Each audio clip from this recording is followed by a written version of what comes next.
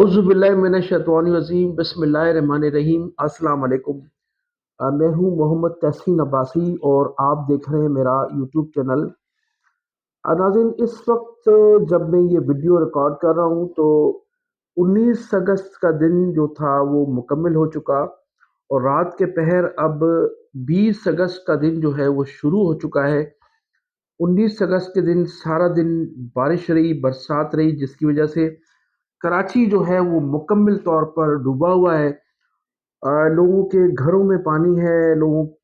شاہراہوں پر پانی ہے۔ ہزاروں کی تعداد میں لوگ اپنے گھروں کو نہیں پہنچ سکے ہیں، اور ہزاروں کی تعداد میں گاڑیاں بہہ گئی ہیں، موٹر سائیکلیں، بڑی گاڑیاں بہہ گئی ہیں۔ کراچی اس وقت مکمل طور پر ڈوبا ہوا ہے، اور حکومت جو ہے ہمیں کہیں نظر نہیں آ رہی ہے۔ تو اب 20 اگست کا دن بھی رات شروع ہو چکی ہے،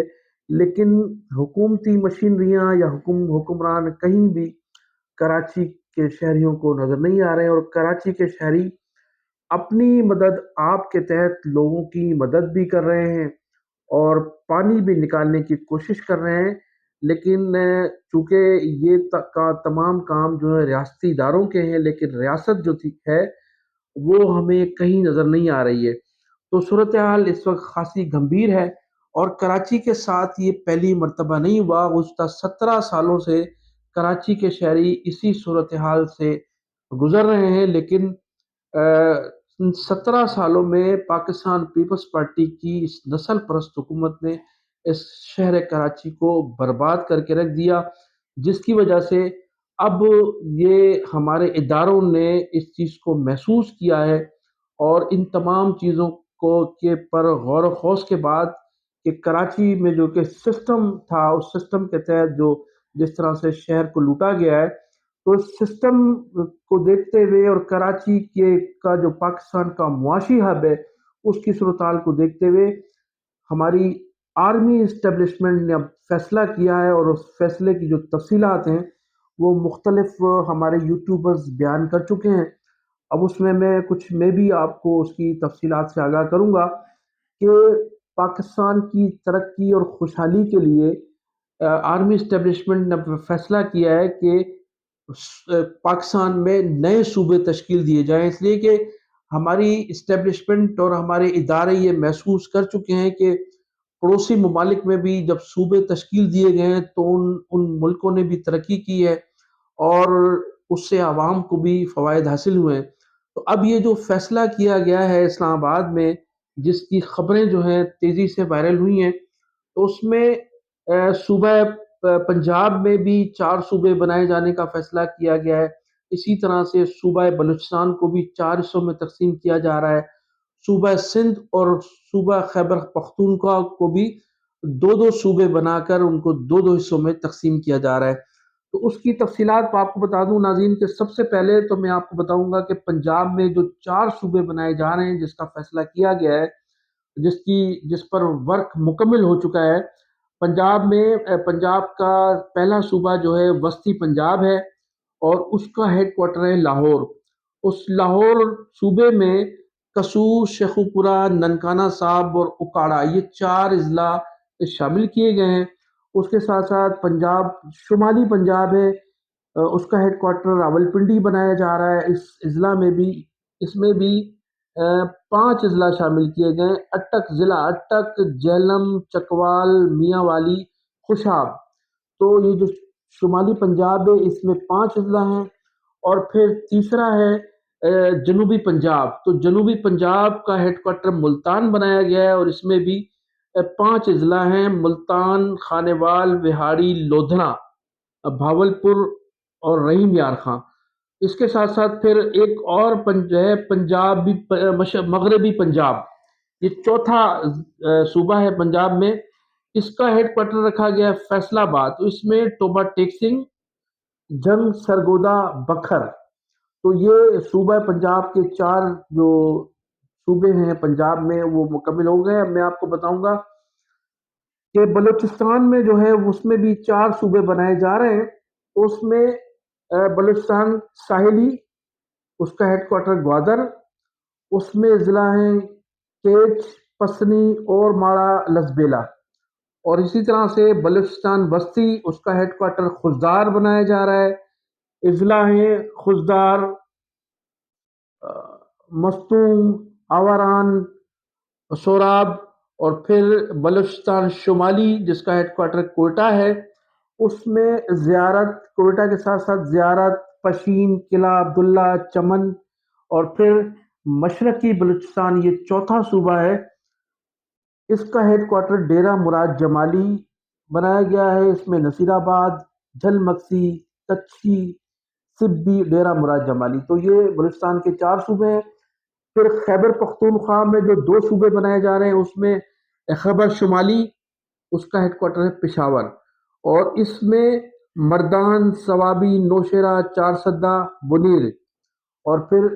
خیبر پختونخوا کا جو دوسرا صوبہ ہے وہ ہے خیبر جنوبی، جس میں ڈیرہ اسماعیل خان ہیڈ کوارٹر ہے اس کا،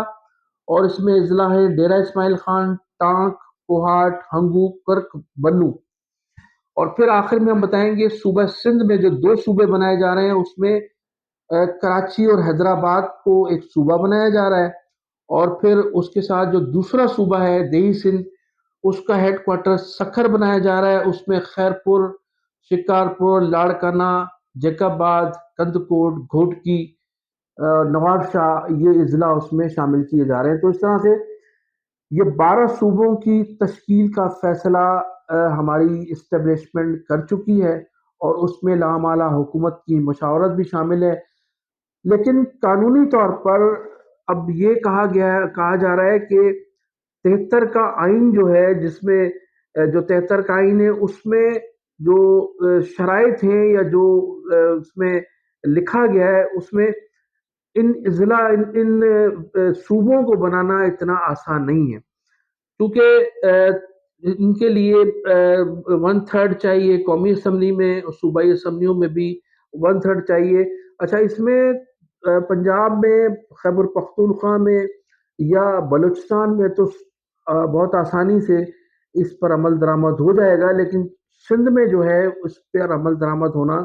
خاصا مشکل اس لیے نظر آ رہا ہے کہ یہاں اس کی سخت مزاحمت ہوگی۔ تو اس کا یہ حل نکالا گیا ہے کہ پھر سندھ میں اس کے حوالے سے کراچی اور حیدرآباد میں ریفرنڈم کرایا جائے گا، اور یہاں کی عوام سے یہ پوچھا جائے گا کہ آیا آپ کے لیے الگ صوبہ بنا دیا جائے، تو اعتراض تو نہیں ہوگا، لیکن پھر اس ریفرنڈم میں اگر صوبے کا ریفرنڈم صوبے کے حق میں آیا تو پھر وہ صوبہ جو ہے قانونی طور پر اس طرح سے اس کو بنایا جائے گا۔ تو صورتحال یہ ہے کہ ماضی میں جب بھی سندھ کی تقسیم کی بات ہوئی ہے تو یہاں سندھی کانفرنسوں کی جانب سے سخت مزاحمت کا سامنا کرنا پڑا ہے، لہذا اس کے لیے خاصی سندھ میں صوبہ بنانا خاصا دشوار ہے، لیکن آرمی اسٹیبلشمنٹ کے لیے جو یہ آرمی جو فیصلہ کر چکی ہے ان کے لیے اس لیے مشکل نہیں ہے کہ آرمی اسٹیبلشمنٹ نے جب بھی اس قوم اور ملک کے لیے جو فیصلہ کیا ہے اس میں انہوں نے ان کو کبھی ناکامی کا سامنا نہیں کرنا پڑا۔ جب پنواں کی چھاونی بنانے جا رہے تھے تو اس پر بھی سخت مزاحمت کی گئی تھی علاقے کے لوگوں کی جانب سے، لیکن اس وقت کی اسٹیبلشمنٹ جو ہے وہ پنو عقل چھاونی بنانے میں کامیاب ہو گئی تھی، اور جب پھر پنو عقل چھاونی مکمل ہو گئی تو اس کی افادیت جو ہے وہ آپ ان کے علاقے کے لوگوں سے پوچھ سکتے ہیں کہ پنو عقل چھاونی کے بعد، تعمیر ہونے کے بعد وہاں کتنا روزگار ہوا، کتنی زمینوں کی اہمیت بڑھی ہے، وہاں سوئی گیس بھی پہنچا، پھر پانی بھی، پھر اس کے بعد جو تمام سہولتیں تھیں وہاں کے لوگوں کو میسر آئیں، اور پھر زمینوں کی جو ویلیو تھی وہ بھی کافی بڑھ گئی، وہاں لاکھوں لوگوں کو روزگار بھی ملا ہے۔ تو اسی طرح سے جب صوبے تشکیل پا جائیں گے تو اس کی اہمیت کا اندازہ صوبوں کی تشکیل کے بعد ہی عوام کو محسوس ہوگا۔ فی الحال تو ان کو گمراہ کرنے کی کوشش کی جائے گی، اور لیکن یہ ہے کہ میں نے جیسے کہ بتایا کہ اسٹیبلشمنٹ نے جب بھی اس ملک کی مفاد کے لیے جو فیصلے کیے ہیں ان کے فیصلوں کو مزاحمت کا سامنا تو کرنا پڑا ہے، لیکن اسٹیبلشمنٹ جو ہے وہ ہمیشہ اپنے مقاصد میں کامیاب رہی ہے، اور میں سمجھتا ہوں کہ یہ صوبوں کا جو سلسلہ شروع ہوا ہے اور آج آرمی اسٹیبلشمنٹ نے جو یہ فیصلہ کیا ہے مبینہ طور پر، تو اس میں بھی انہیں ضرور کامیابی حاصل ہوگی، اور اس طرح سے پاکستان